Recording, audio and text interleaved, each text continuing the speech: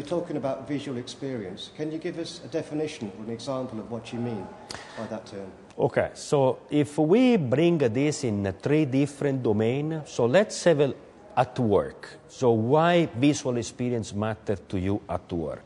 For the operating system, Vista, demanding more 3D characteristics, but also to enable a new way of high-definition video conference and high-definition web training that will make the difference and will allow people to avoid moving to have a face-to-face meeting because the HD conference and training will give you the same perception, first.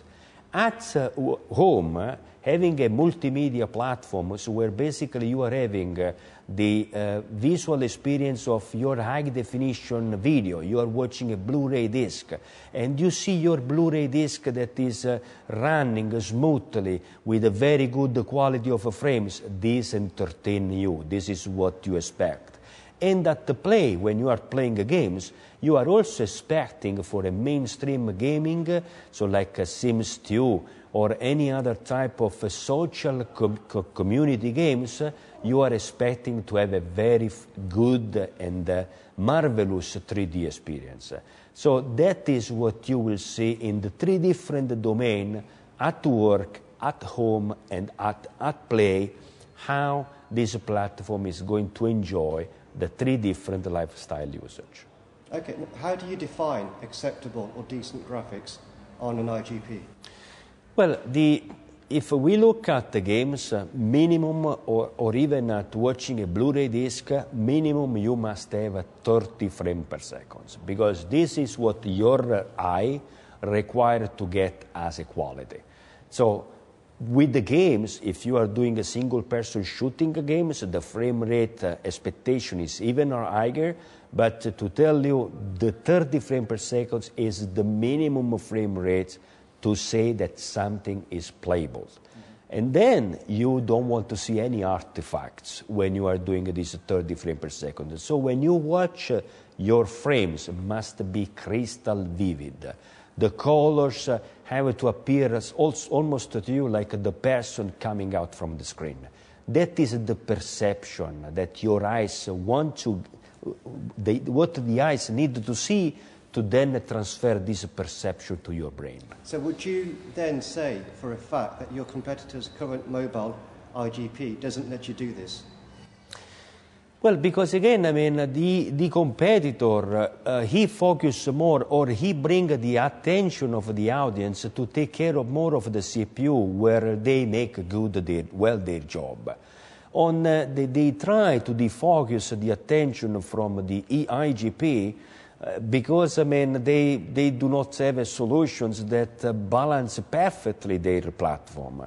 So, you know, I mean, it's depending what you have better. Now, because AMD has a strong CPU with a strong chipset, independently if it is integrated graphic or discrete graphic, you know, we can play very well this balanced PC story, because we don't care what is the most important, as long as these 3 components are seamlessly fitting together. Right, and with your latest mobile IGP, you bring DX10.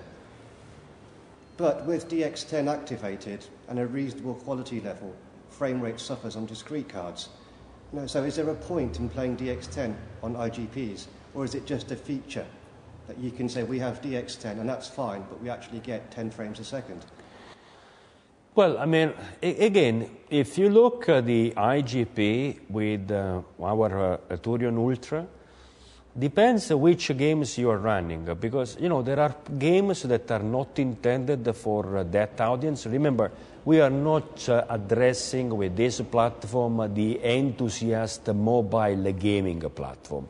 We are addressing a type of games that are social games and are called the mainstream consumer games, where the playing experience is giving to you this 30 frames per second. And when we are not able to achieve 30 frames with the IGP, you have noticed that on this Turion Ultra platform, we are also having a discrete graphic on the mobile that can work in hybrid crossfire, depending by the module you are putting, or can take advantages of the discrete graphic if you are requiring a higher frame per second in the higher resolution domains. But I mean, with the IGP, we are giving the right experience for the right segment that is the mainstream consumer.